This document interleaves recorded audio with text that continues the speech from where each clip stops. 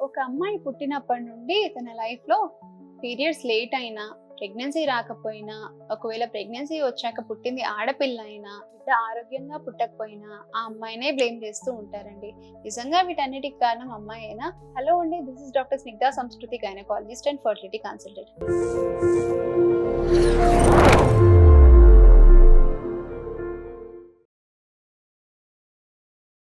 ముందుగా ఆడపిల్ల పుట్టడం గురించి మాట్లాడుకుందామండి. పుట్టబోయేది ఆడ మగ అన్నది తండ్రి నుంచి వచ్చే క్రోమోజోమ్ మీద ఆధారపడి ఉంటుంది. అది తల్లి వల్ల కాదు. కాబట్టి ఆడపిల్ల పుట్టిందని అమ్మాయిని నిందించడం పూర్తిగా తప్పు. అండ్ పీరియడ్స్ ఆలస్యం అవ్వడం గురించి మాట్లాడుకుందాం. దీనికి రీజన్ వచ్చేసి ఒత్తిడి, anaemia, hormonal imbalance, thyroid disorders, PCOD లాంటి హెల్త్ కండిషన్స్. అండ్ ప్రెగ్నెన్సీ ఆలస్యం అవ్వడం, పిల్లలు ఆలస్యం అవ్వడం అయితే అది కేవలం అమ్మాయి సమస్యే కాదండి. హస్బెండ్ లో కూడా ప్రాబ్లమ్స్ అనేవి ఉండొచ్చు. అందువల్ల అమ్మాయినే నిందించడం కరెక్ట్ కాదండి.